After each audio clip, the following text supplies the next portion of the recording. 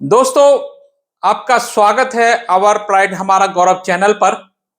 उपस्थित हूं आपके सामने एक नए वीडियो के साथ, नई जानकारी के साथ, जो आपको निश्चित रूप से विस्मित कर देगी। दोस्तों, आप आप रावण से अच्छी तरह परिचित हैं। वही रावण जो हर साल जलाया जाता है, जिसे आप अपने बच्चों के साथ हर साल फूंक कर आते हैं। आज हम उसी रावण की बात करेंगे। वो रावण कोई और नहीं, वो आपका अपना पूर्वज है। मैं आप बहुजनों से बात कर रहा हूं। जैसा कि मैंने पिछले वीडियोज में आपको बताया है कि बहुजन समाज के या फिर बौद्ध धर्म को मानने वाले जो राजा थे, हमारे महान राजा, बड़े राजा, जो शक्तिशाली राजा थे, उनको दानव, दस्यु, राक्षस आदि नामों से पुकारा गया और उनको अकारण ही बदनाम किया गया। और उसी बदनामी का शिकार हुए महान रावण। आज हम रावण की बात करेंगे, जिसे राक्षस कहा गया, पर बौद्ध धर्म के ग्रंथों में वही रावण धर्मधर और महान विचारक के रूप में पूजनीय है। लंकावतार सूत्र में भगवान बुद्ध द्वारा रावण को दिए गए उपदेश आज भी हमारे लिए ज्ञान और करुणा का संदेश रखते हैं।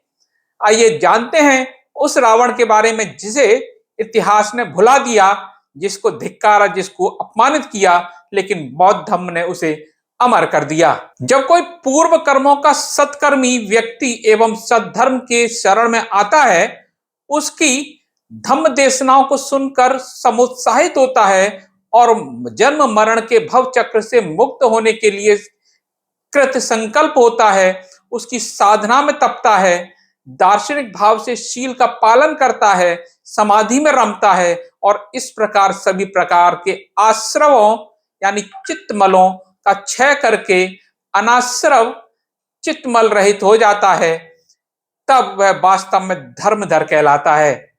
भगवान बुद्ध ने धर्मधर की व्याख्या करते हुए धम्म पद में कहा है, न तावता धम्मधरो यावता बहु भासति यो च अपम्मी सुतवान धम्मम कायन पश्यति। अर्थ है इसका, इतने से कोई धर्मधर नहीं हो जाता कि वो बहुत बोलता है, जो थोड़ा सा सुनकर भी अपनी काया द्वारा धर्म का आचरण करता है और जो धर्म में प्रमाद नहीं करता, वही धर्मधर होता है।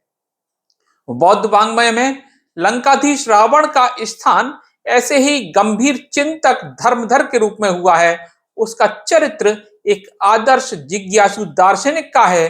रामायण का सच्चा अध्ययन, रामायण ए ट्रू रीडिंग नामक पुस्तक के लेखक पेरियार ईवी रामास्वामी जी के अनुसार रावण लंका का द्रविड़ राजा था। उसने बौद्ध धर्म स्वीकार कर रखा था और वह अरस्तु और प्लेटो के समान दर्शन शास्त्र का महान ज्ञाता था। बौद्ध वाङ्मय में रावण का चरित्र एक आदर्श बौद्ध साधक के रूप में मिलता है। वह लंका का राजा था और उसकी जिज्ञासा बौद्ध धर्म के प्रति वंदनीय बन गई थी। लंका में आज भी उसके प्रति सम्मान की भावना देखने को मिलती है। कुछ वर्ष पूर्व प्रकाशित एक समाचार के अनुसार रावण की ममियों को दक्षिण लंका की एक प्रस्तर गुहा में सुरक्षित रखा गया था। शायद प्राचीन मिस्र के पिरामिडों में रखे संरक्षित मृत शरीरों की भांति रावण के पार्थिव शरीर को भी संरक्षित बनाकर रखा गया होगा। भगवान बुद्ध और अरहत भिक्षुओं की चिताओं तथा अस्थियों के ऊपर स्तूप बनाने की परंपरा बौद्ध धर्म में निरंतर रूप से आज तक चली आ रही है। इन स्तूपों का पुष्प, गंध, माला और आदि से पूजन अर्चन और अभिवादन करना बौद्ध धर्म का अभिन्न अंग बन चुका है। रावण को बोधिसत्व के रूप में लंका में यदि सम्मान मिलता है तो इसमें कोई आश्चर्य की बात नहीं, किंतु इस सच्चाई को इतिहास के आधार पर अभी आकलन की आवश्यकता है। लंकावतार सूत्र में हमें रावण के जीवन के बारे में विस्तृत जानकारी नहीं मिलती, लेकिन यह जरूर मालूम होता है कि वह लंका का राजा था। वह एक महान प्रखर बौद्ध विद्वान था। धम्म के प्रति उसकी अटूट आस्था थी, दर्शन शास्त्र के प्रति उसकी अपार जिज्ञासा थी। उसने इन्हीं बातों के आधार पर बौद्ध जगत में अपना अपूर्व स्थान बना लिया था। लंका में आज भी उसके इसी स्वरूप की छवि बनी हुई है। इसलिए यदि वहां उसका सम्मान होता है तो वह स्वाभाविक ही है। द्रविड़ होने के कारण तमिलनाडु में उसे नायक का दर्जा मिला हुआ है। बौद्ध दर्शन में प्रवीणता के कारण दक्षिण भारत के द्रविड़ विद्वान उसे अरस्तु और प्लेटो के समान महान दार्शनिक समझते हैं। उसके लिए वे द्रविड़ जाति के महानायक हैं।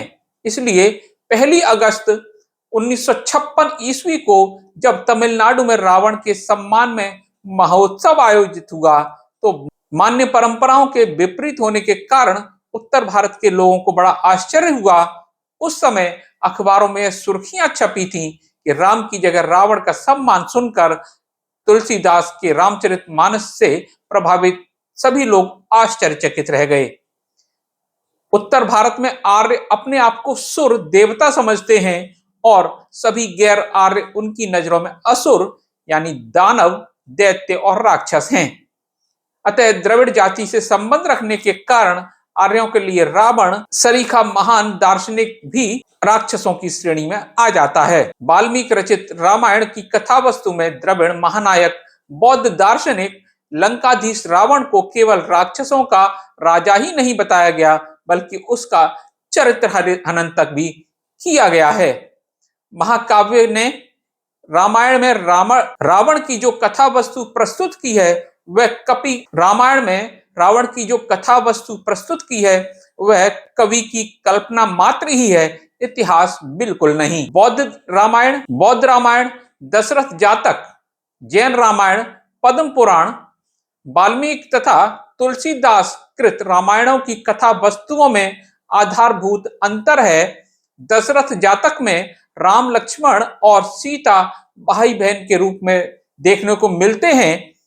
यहाँ राम का वनवास होता है और 12 वर्ष वनवास में रहने के बाद वे अयोध्या नगरी लौटते हैं, किंतु वहां रावण जैसे किसी पात्र का वर्णन नहीं है। वैसे भी किसी भी ऐतिहासिक महाकाव्य को पूरी तरह से इतिहास नहीं माना जाता है। लंकावतार सूत्र ने रामायण की कथा वस्तु पर ही प्रश्न चिन्ह लगा दिया है। यहाँ रावण का जीवन एक धर्मधर श्रद्धालु नायक के रूप में प्रस्तुत किया गया है जो मान्य परंपराओं के एकदम विपरीत लगता है। रामायण में रावण का बेतहाशा चरित्र हनन किया गया। ऐसा करने के बावजूद भी महर्षि वाल्मीकि धर्मधर रावण को एक महान विद्वान, बहुत बड़ा संत, वेद शास्त्रों का ज्ञाता, घनघोर बुद्धिवादी, पवित्र और वरदानी पुरुष के रूप में मानता ही है। रामायण में ही उन्हें दशानन की संज्ञा दी गई है। आम लोगों के लिए उनके 10 मुख हैं, किंतु वास्तविकता यह है कि उनमें 10 मनीषियों के बराबर प्रज्ञा थी। इसलिए कभी उन्हें दशानन कहा है।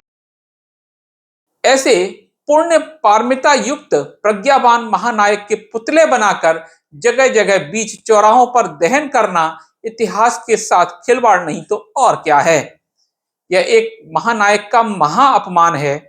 एक सत्य सभी जानते हैं कि कभी न कभी इतिहास की पुनरावृत्ति होती है। अब इसकी प्रक्रिया का आरंभ हो चुका है।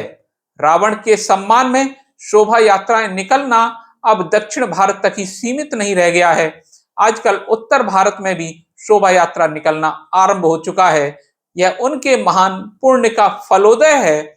भूले अतीत की परतें एक एक करके अब खुलने लगी हैं। धर्मधर रावण के पुण्य प्रकाश को बहुत मुस्तैदी के साथ आगे लाया जा रहा है। यह बौद्ध जगत के लिए सर्वथा लाभप्रद ही नहीं, कल्याणकारी भी है।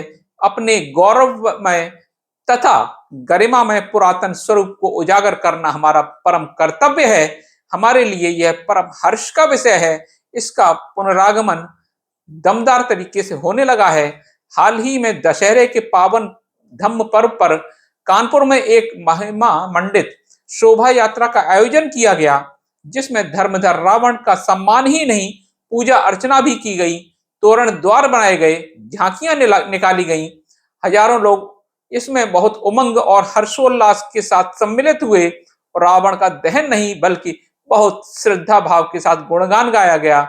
यह समाचार इस बात का स्पष्ट संदेश देता है कि अब लंकावतार सूत्र के धर्मधर महानायक रावण की लुप्त छवि भारतीय बौद्धों में पुनः पुनर्जीवित होने लगी है।